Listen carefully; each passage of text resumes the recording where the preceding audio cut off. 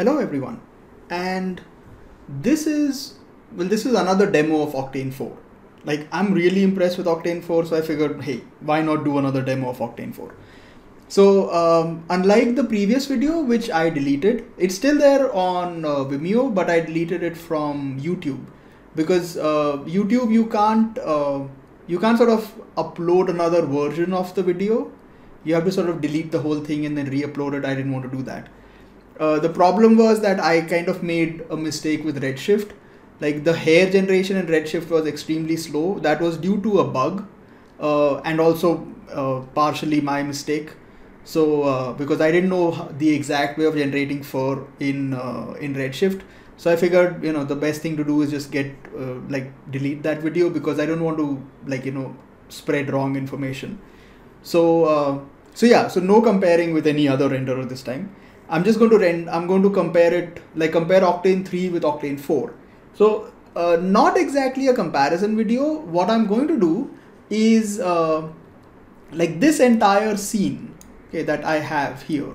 I'm going to reassemble the whole thing in Octane standalone, in Octane 4 standalone, okay, because the Octane 4 plugin is not available as yet. So what I did was I exported this whole thing sort of piece by piece, and I'm going to sort of reassemble it in Octane 4 just to show you the speed difference between the two versions, and also do a small demo of out of core geometry, because that's something that Octane didn't have before. So if you don't know what out of core means, or out of core geometry is essentially Octane before this was limited to whatever video or whatever RAM is there on your GPU. So if your GPU has 8 GB, traditionally it can't use the full 8 GB, so it will use about 6 or 6.5. So that's how much of RAM it can use. If it exceeds that, it just won't render it. So what out of core allows it to do is that it can offload, if it exceeds that, it can offload to your system RAM. Okay, now the render speed slows down, but the point is that it won't give you an out of memory error. It will keep rendering it. So which is something that that Redshift has, and that's a really good feature to have. So Octane 4 sort of finally introduces that. So we'll take a look at both those things. This scene is sort of heavily instanced, but this entire section in the middle, this is actual geometry, and then everything else is sort of instances. So we will do that in Octane 4. But before we do anything else, I just want to show you how slow it is here. The render time is fine. It's just how long it takes to actually sort of generate this much geometry and start a render. So I'm just going to I'll start my timer and hit IPR, and this takes about a minute. So I'm going to sort of let this go on and do a little bit of chit chat till that time. So well, the big thing with Octane 4 right now is that it does have issues. Even if you are someone who uses Octane standalone, and I do believe there are a few people who do use it, because it is traditionally faster than the plugins. So if you're just sort of assembling scenes and rendering stills, it's not a bad idea to use it. But currently there are a couple of issues. Firstly, the render speed is a little slower than Octane 3.08, so I think they have to sort that out. Also, it uses a little more RAM than Octane 3.08. So those are two big issues that need to be sort of worked out. And of course, the Denoiser is still buggy. It works in quite a few cases, and then so there you go, about a minute 2 seconds. Okay, the render time itself is fine. It takes something about 4 minutes to render this. I'm rendering it on a single. It's 4 minutes at 1920 by 960. So not 4 minutes for this size. But yeah, so this is pretty slow. Now with this scene, this is a pretty old scene. I made this in 2012 when I was learning Houdini. Okay, or actually not learning, but I decided in 2012 I sort of decided to full-time shift over to Houdini. So I wanted to sort of give myself a big project. So I was okay, I'm going to model something really crazy. And back then Mantra was really slow, so I never got around. Like I did like a basic setup, but it would take so long to render that I just gave up. Also, my machine wasn't the fastest. The other thing was, because it was so much geometry, I did like 2 different versions of this sort of like this engine block. Okay, so this one is the main sort of like the hero block, which is sort of opened up and you can see all these cables. This is why it's very heavy. There's also like this cabling at the back, and you know, there's like cabling here. So it's got a lot of sort of like tiny details. And then I made like a lighter version of it, which is closed. But since Octane 4 is sort of fast enough, we will use just this one. Like I won't use all of them. Okay, so yeah, so let's get started. So I'm gonna close this, and I'm gonna just close this all together. Like I don't need it. Okay, so I have Octane 4 over here, and so Octane 4 is node based. If you've never used it, it's not very complicated to use. The way it works is you need to start with something called as a render target, okay, which will start the render process. Okay, so immediately the minute you click on it, it will start rendering. So the first thing I'll do is I'll just set this up a little bit. Okay, so I want the environment to be slightly sort of like bluish. Okay, I'll adjust it as you know, as we set things up more. And in the render settings, I want to keep this smaller, so I want to keep it like 960 by 540. So that it's, you know, like it fits within this view. I'm going to change the kernel, which is sort of like the render engine, change it to path tracing, and I want about 1500 samples, and keep this to 3 and 3. So like, because I don't want too many bounces, like it's not supposed to be a brightly lit scene. So there has to be like a fair bit of contrast. Okay, get the filter size to 1, get the GI clamp to 1. Okay, so this is like the basic what I want. So what I need to do is I need to load up my scenes or my pieces one by one, and then assemble it together. So let's get started. So I'm going to just take a mesh, which will allow me to load up like the OBJ files. And the main thing is like the spaceship, which is about 100 MB. How much is this? This is 134 MB. And when you click open, so you'll see it loading the spaceship. This is the heaviest object in the entire scene. And then I can just click and drag it and connect it to geometry, and you'll see it sort of load the mesh. And yeah, there you go.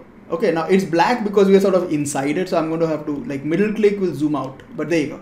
So this is about 3 million polygons. So in case you were wondering how much it is, this is 3 million triangles. So maybe half of that as polygons, I guess so. Okay, but yeah, 3 million triangles. So the first thing I need to do is, this is currently at ground level. It needs to be higher because it's supposed to be on top of a lift. So I'm going to take a placement tool, which is essentially like a move tool. Okay, and like plug in the geometry here and plug that into geometry. And this needs to go up by about 2.32. That's like whatever values you have in Houdini are essentially the same values. Yeah, there you go. Okay, I think it was like it sort of caches the mesh every time you kind of make a few changes. So sometimes it can sort of slow down a bit. But yeah, what you can also do is you can also take like the move tool and kind of move it around.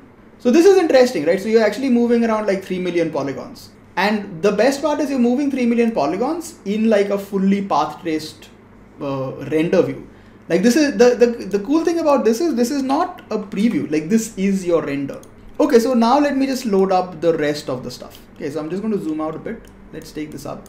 So there's going to be like this central block, which is everything, and then I'm going to duplicate it. Okay, so I'm going to just load up all the pieces. So we need the spaceship, then we have the lift below that, and then we have like two sets of arms. Like we have arms at ground level, and then we have arms on top. So we need like the roof arms, and then we need the floor arms, which are also somewhere here. Yeah, ground arms. And then lastly, I have like a small set of machines in there, which I'll load up as well. So if I just do mesh, and I believe it's called diagnostics. Yeah, okay. Okay, so what you need to do is like, this works a bit like Houdini. So it has, instead of a merge node, it's called a group node. And we need 1, 2, 3, 4, 5. Okay, so we need like 2, yeah, okay. And so just like start plugging this in, and we'll plug it in there. Yeah, and then just keep sort of adding in, and you'll see, there you go. So you can see how fast it sort of loads things up. And this is almost reminding me of Clarice, but Clarice handles like, 10 times more geometry than this. But yeah, okay, so this is like the basic that we want. Then we have like the entire roof structure. So let me just bring that in. So I need to bring in what I have called roof support, and then I need to also bring in the flooring. So yeah, okay, so now what is going to happen is, first this entire set is going to get duplicated, and then I need to duplicate it sideways along with the roof support. So I'm going to bring this in separately. So take a group here, like plug that in. Okay. And then I'm going to plug in the roof support. So you should be able to see it. There you go. So we're at about 5 million triangles now. And you can see like it's pretty smooth. And then lastly, we will bring in the flooring. So let me bring in the mesh. Sorry, the flooring is already there. I need pillars. Yeah, this also has pillars. So we'll take another group. This stuff is not going to get duplicated. So this will all I'll keep in the end. Okay. So I'm going to plug in the flooring, and there we go. See, so you have like these two channels here. Okay, like one set here and then another set there. So this will get copied, and then we copy the whole thing sideways. And then I also have the main pillars, which if I plug it in, you'll see them. There you go. And these also have like a fair bit of like tiny details to them. So if I like zoom in here, see, so you have like, this sort of like this pipe structure here. Oh, that's a nice little shot. Okay, but there you go. Okay, so before I start duplicating this, okay, for now I'm going to remove the pillars because like they're sort of like obstructing the view. I don't want them in the way right now. Okay, so before we do anything else, I just want to set up the lighting. So we'll take up, I exported the lights from Houdini itself. Okay, so what I have what are called as small lights, okay, which are for like the details on the pillars. And then I have, if you see here on top, you'll notice that there are these tube lights, but there are none over here. Like this side does not, like the one directly on top of, like there's nothing here, because those are supposed to be separate since they needed to glow. So I sort of separated those out. And yeah, so yeah, this is fine, that's separate. Okay, so I'm going to take another mesh and bring in the tube lights. So the tube lights are just for show, like they won't give out diffuse light. And then I need, yeah, the main lights. Okay, so these will be hidden. So I'm going to take a group and like plug all of that in. Okay, and then just plug in like one. See, so this is what will give out light, but they'll be invisible. And then 1 and 2. So I'm going to, so these are the tube lights. See, so there you go. So those you'll see the tube lights. And the small lights will light up the pillars. So when I bring in the pillars, I'll light those up. Now one thing I want to do is, I think this is sort of like, it's intersecting a little bit over here. So I'm going to take, yeah, let me do one thing first. Firstly, I need this lighting to go darker and maybe a little more colorful. Yeah. Okay, so the first thing we want to do is, these are supposed to be lights. Okay, but I also need to move it down slightly. So I'm going to take a placement again and plug that in and click this. So that's like your move tool, and just sort of move it down slightly. Okay, and this comes in with a basic shader. I want to do one thing. I want to take the spaceship and give it like a glossy shader. Change this to GGX and slightly brighter or slightly shinier. Okay, so take this and I'm going to give it a texture emission. So there you go. So those are your lights. Yeah, I think it still needs to be moved down a little bit. Yeah, there you go. Okay, that's fine. Okay, and this should be, I want this to be like Gaussian spectrum. Yeah, so it's green and less brighter. It's about that much. Okay, and what I want to do is I want this to be hidden. Okay, so yeah, one more thing. I want this to be like double-sided. So I'm going to make it double-sided. Yeah. So what I want to do, or what you need to do is, in order to have like the camera visibility options, you have something called as an object layer. Okay, see, so this has all the options, says camera visibility, shadow visibility, and you sort of bring it in through an object layer map. Okay, so this goes into the object layer map, that plugs into placement, and the object layer map comes in here, and then I can just turn off camera visibility. So there you go. So this gives me like the basic stuff, and the tube lights will also get, I'm going to copy the Gaussian spectrum. So do copy, come to the tube light. I'm not duplicating the material because there is a change. I'll right click and paste. Yeah, but turn off visible on diffuse. So it's only for like speculars. It won't shine, like it won't actually give out light. It will just show up in reflections. Yeah, so this is decent enough. Okay, so now that we've done this much, let's sort of duplicate the whole thing. And the reason I'm doing this is because like this isn't something that I have done before, especially not this smoothly.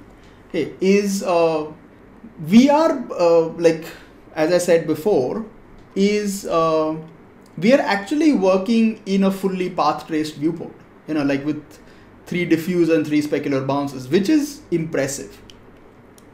So as I said, that's why it's sort of reminding me a bit of Clarice, because Clarice kind of does that way. Except Clarice has better tools for like scattering and stuff like that. Octane doesn't. I hope they do. Like, I don't know if the developers will see this video, but if you do see it, can we get like a standard copy tool? Like, because it doesn't have a copy tool, what I'm about to do now is going to be like really, really rudimentary, but that's the only way to do it. So what we're going to do is we're going to take a group. So the way to duplicate is you take a transform node and then you move it and then you group it with the original object. So you get 2 of them. But the interesting thing that Octane does is that every time you duplicate something, it automatically deals with it as an instance. So you don't get a memory hit. You know, so like we're already using about 1.7 GB of RAM. So it will remain constant at that. Okay, it won't additionally add or, you know, increase more stuff. So I'll just duplicate this. Yeah, and then we're going to take a placement and bring this in here. And if I plug this back in, this automatically duplicates it. So if I take the move tool and I move it aside, you have a second object. And we need a distance of 8. Okay, like that was how much it was in Houdini. The nice thing is like the Houdini values and these values are exactly the same. So whatever values you type there is pretty much what values you'll type here. So let me just zoom out a bit. And if it goes out of focus, you can always click here, like that's autofocus, and then you can just click. Okay, so like turn that off. So I'm going to make about 3 on each side. Okay, so this is 1 and then 2 and 3. Okay. So 3 on this side and then Control C, Control V, Control V, Control V. Yeah. Okay, so 3 on this side. Okay, so this will be 8 and then it's 16 and it's 24. And the same thing here. So this will be -8 and -16 and -24. Okay, and then we'll come to the group and I'll add how many more do I need? 1 2 3 4 5. So 1 2 3 4 5. Okay, and let's take this out and we'll plug it here in the middle, and let's take this out and plug it there. Yeah, and then just keep adding. So there's one more and then there is one more there and here and here and the last one there. I think I went one extra. No, that's fine. Yeah, let me just zoom out a bit and there you go. Okay. So I don't know how many polygons because it's an instance, so you don't see it, but yeah, that's how smooth it is. Okay, and then what I want to do is I want to take like all of this and push it here. Okay, so we're going to take another group node and do the same thing. So group, and so this comes in here and that plugs there, and then we take a placement. It's pretty stable, like it hasn't crashed on me. Okay, who knows, like it might just crash now, but so far it hasn't. And plug that in there. Yeah, and then click move, add There you go. So you just moved like a ton of geometry. Yeah, let me just sort of check it in there, like if it is in place. Yeah, just slightly to the side. I mean, earlier, because it was so slow and when you were sort of duplicating stuff, it would take time. It would be a pain to try and do this. But now that it is so smooth, it's actually fun working in like a fully ray traced viewport. Okay, now what I want to do is I just want to set up, like, let me bring back the main pillars. And so I can set up a camera. Okay, so I'm going to like plug that back in. So there you go. Okay, and let me like light it up. So I'm going to take the small lights as well and give it a black body emission. See, so there you go. And this is going to be 2500. Yeah, so it's slightly warm or like really warm. And then just lower the brightness slightly more. And increase the sampling rate to about 10, which sort of lets them have more samples so they clean faster. Now I'm going to plug in, I'm going to take a new camera. So I can just have like a different camera. So I'm going to take two of them, like one for moving around and one for just rendering. So I'm going to plug in the camera and again, like middle click and zoom out. Yeah. And we'll just set it up. Yeah, there we go. So it's like middle click is zoom in, zoom out, and right is pan and left is orbit. So yeah, like a slightly ground level shot. Yeah, so one thing I want to do is I want to move the column at the back slightly to the side so we can block out this area, so it looks a little more filled up. So I'm just going to take the move tool and just sort of move it, till that blocks here, and then just sort of, like move it a little bit like that. So the pillar, yeah, just compose it so that it like, fills up the space. Okay. And another thing I want to do with the camera is, yeah, let me just get in the other camera just for, just to sort of zoom out so we can see everything. Yeah, always end up coming out on the wrong side. Okay. Yeah. So let's bring this back and I want a slightly wider view, so let me just zoom in back a little bit. Yeah, I think this is good. We get like a nice, decent view of the whole thing. I won't bring in everything. There are more objects, but they're just, like you're just adding more stuff in there. Yeah, and what I want to do is I want to slightly sort of tilt it a little bit. Hold on, let me just see if I can zoom out a bit more. You give it like some amount of width here. And I also like to give it like a slight bit of distortion so that, like it looks like you're shooting through a lens. It sort of bends a little bit.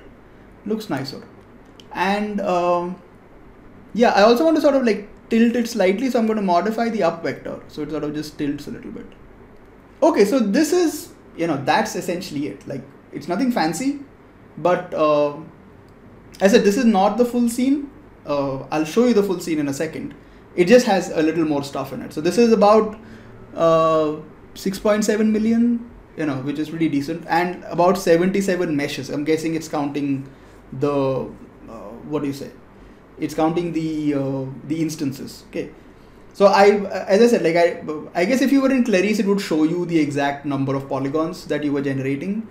You just multiply it. Like you have about 5 million multiplied by 16. 10, 20, something like that. Anyways, doesn't matter.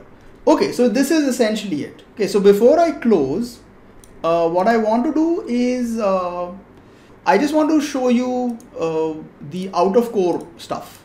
Let me just turn on the bloom a little bit. Yeah, this is a pretty simple scene, but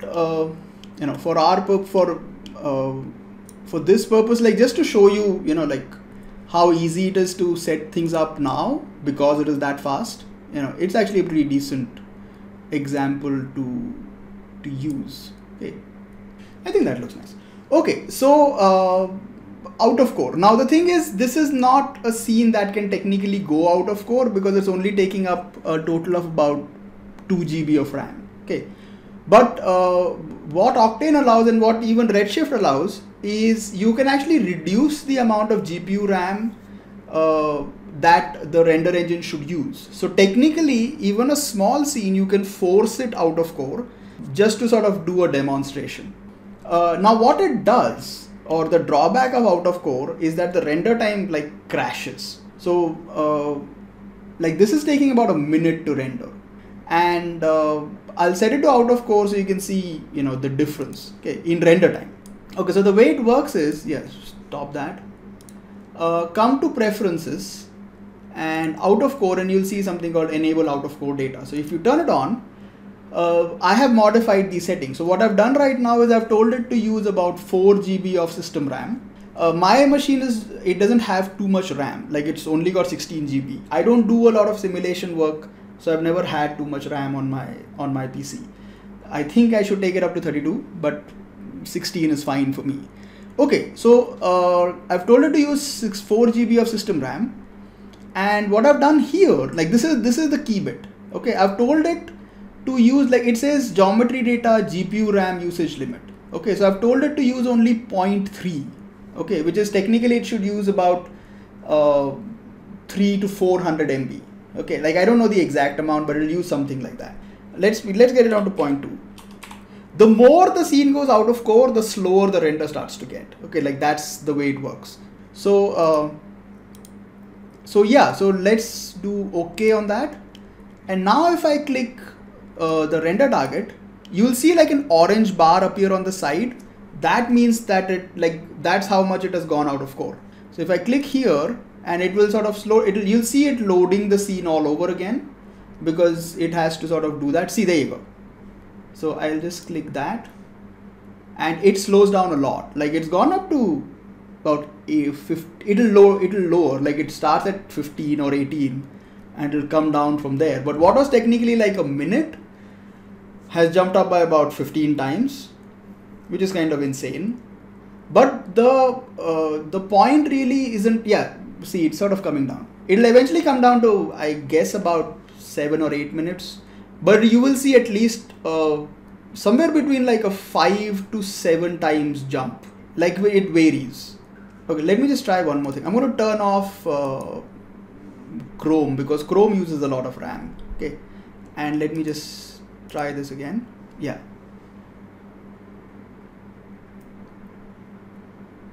It's still pretty fast to load up, you know, like even though if it is going to, even if it's going out of core, it's still sort of, doing a pretty decent job of loading everything up. See, it's using only 339 MB of GPU RAM. Okay, so which is like a pretty bad scenario.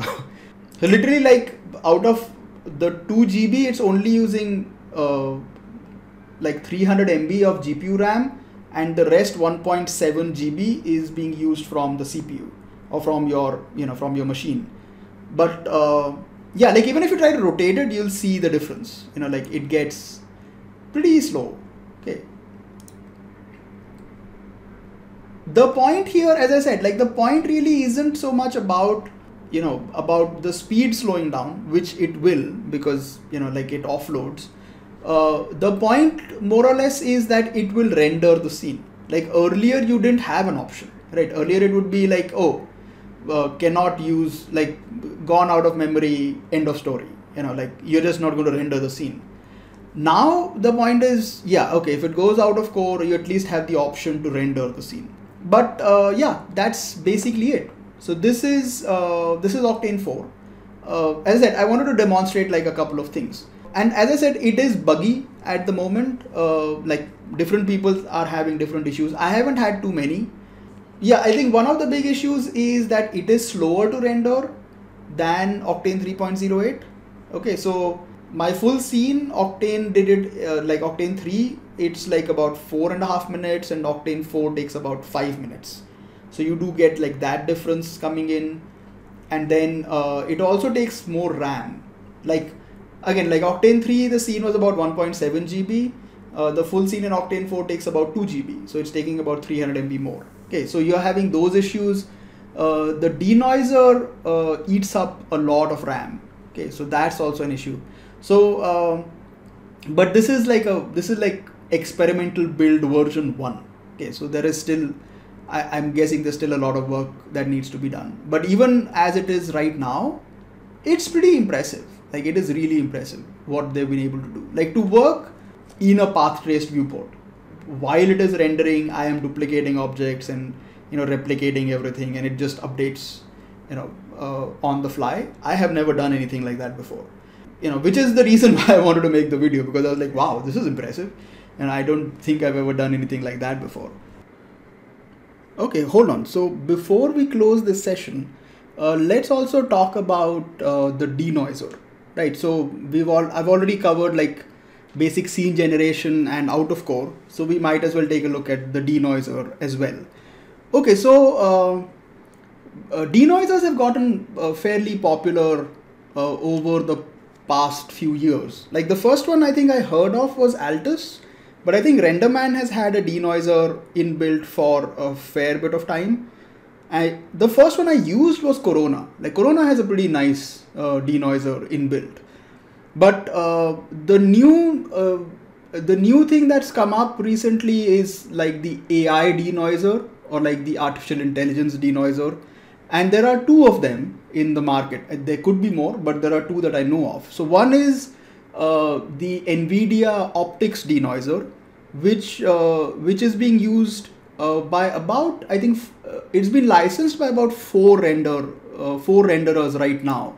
Redshift has optics inbuilt now. Like it's an experimental build, but if you are a Redshift user, you can download that. Arnold has optics. V-Ray is implementing it. I don't think it's released yet. And Clarice has optics. So you have like those four. And Octane went in a different direction and decided to make their own denoiser. So those are the two popular like AI denoisers that are there. But beyond that, there's Altus, which is really popular. And I believe Redshift has Altus inbuilt, even though you still need to buy like a separate license of Altus to get it to work or to remove the watermark. And I think Maxwell also has like Altus inbuilt. So those two have Altus, and then I believe Arnold has its own denoiser beyond just having optics. So it has a separate denoiser as well. V-Ray also has a separate denoiser. And Corona also has a denoiser. So you have, and I believe Blender has one. So you have quite a few render engines that have denoisers inbuilt now. So which is always a nice thing. Like used properly, they can really help reduce render time a lot. Okay, so the thing with denoisers is like when you see those demos and they do like 50 samples and you get like a clean image, yeah, that never really happens. It looks terrible. But the way a denoiser, the way you want to use a denoiser is that you want to essentially get the image to something like say 70 or 75% quality, and then use the denoiser on it. Okay, because it's usually like when you're using a path tracer, like a brute force path tracer, it's that last like 20-25% is the thing that takes a lot of time to clean up. Okay, so that's where the denoiser sort of kicks in. Okay, so having said that, let's look at the let's look at the Octane denoiser, which is fairly simple to use. You don't really need to do anything. So just for fun, what I'm going to do is I'll take this up to 1920 by 1080. So it's like a big enough render. And what you do is I'm going to take the samples down to 50, just to sort of do like a really terrible render, just so you can see like, what it can do. So the way it works is like if you come down to the imager and you have this option called enable denoiser, which was on, so I turned it off. Okay, so this is taking about 5 seconds, okay, to render. So we're going to see if it can actually get anything out in those 5 seconds. Okay, I'm going to turn off the bloom temporarily. So I'm going to just turn that off. Okay. And I usually keep it on denoise on completion, which is what I prefer. So I'll just do enable denoise. It'll re-render it. It generates like a secondary pass. So you have the main pass and then you have like the denoised pass. So when it finishes rendering, it will sort of kick into denoising. And it also uses a lot more RAM. Like it doubles the RAM amount. Like if I turn this off, you'll notice that it's like around 2.4 GB. And if I turn on the denoise, like right now it's 2.5, like that went up a little bit.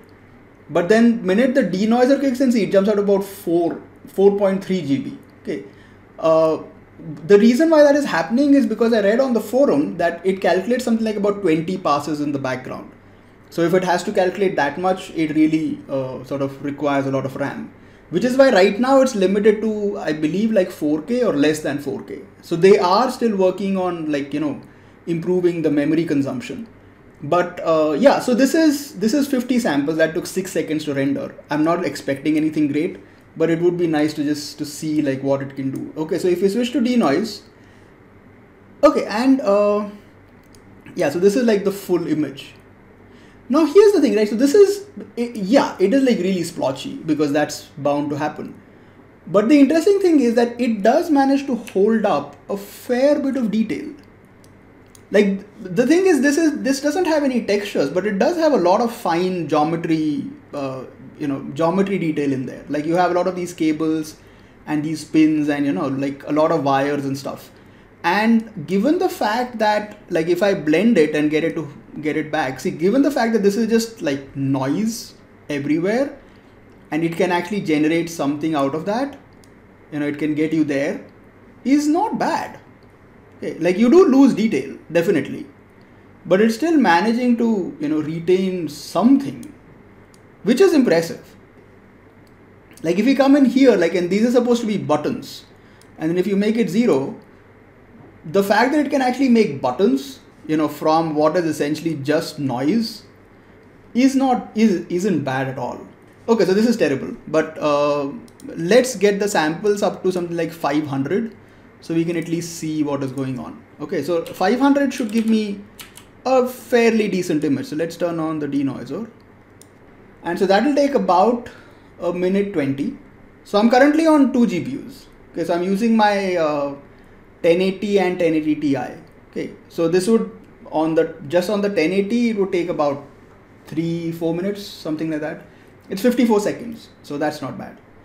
Again, as I said, this is a relatively simple image, but the reason for denoising this is, as I said, like, you know, you have a fair bit of small details here, so it should get like it will still have to do some amount of work. Technically, I would denoise this at something like 1,000 samples, so it can build up enough, and then, you know, you denoise it. But yeah, let's see what we get. Yeah, so that's kind of done, and then it'll take a few seconds to denoise. Wow, okay, that's not bad at all. Like, it's still a little splotchy, you know, like you still have some splotches there. What I realized was it's actually happier when you have some texture work, some texture details on there, because that sort of helps hide the splotches. But yeah, like usually what you want to do is you want to blend it around like 0.2. So you have a little bit of the noise retained, so it doesn't look like this washed out thing. But like, so this is what we have. Okay, like this is how much noise this thing has. Okay. And then, like, you know, that's your denoise, which is quite decent. Like even if you look here, see, like that's the level of noise, and then if you bring it down, so yeah, so around 0.1 or 0.2 is good. Okay, because you still get that, like the noise sort of helps you sort of believe like there's a little more detail. See, the wall looks a little better, like rather than being completely sort of washed out, you know, you keep it a little bit. So yeah, so that's the Octane denoiser. It's pretty impressive. I downloaded the Redshift denoiser today, like the Redshift experimental build. I downloaded it today, so I'll do like a couple of tests and see how the optics denoiser holds up. But yeah, this is still a work in progress, but even where it is right now, it's not bad. Like it currently doesn't support like 2 major things. It doesn't support hair, and it doesn't support volumes. So those are the 2 things that are they're still sort of working on that. But yeah, and as I said, like I think it has some issues with the refraction. It probably definitely there are like memory issues, as I said. But yeah, it's, you know, even the way it is, it's a pretty good tool. So as I said, like if you get this up to something like 1,000 samples, I think then you know, you'll get like a pretty decent result. Okay, like let's bring this up to 1,000 just as a final render. So yeah, so as I said, like what you want to do is you want to come to a point where the noise feels I have zoomed in to like double the value of this, but yeah, I'm like 200% in. But yeah, as I said, like you want to get it to a point where it is relatively clean, that you can see majority details, and then try and then use the denoiser. Yeah, so where's the denoise? Yeah, there you go. See, so that's a lot better now.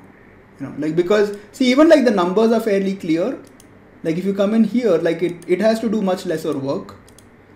It's maintaining like a lot more. Yeah, you can see like the reflections here, even though they're supposed to be like out of focus, like it does like a pretty decent job with that. Okay, like this area.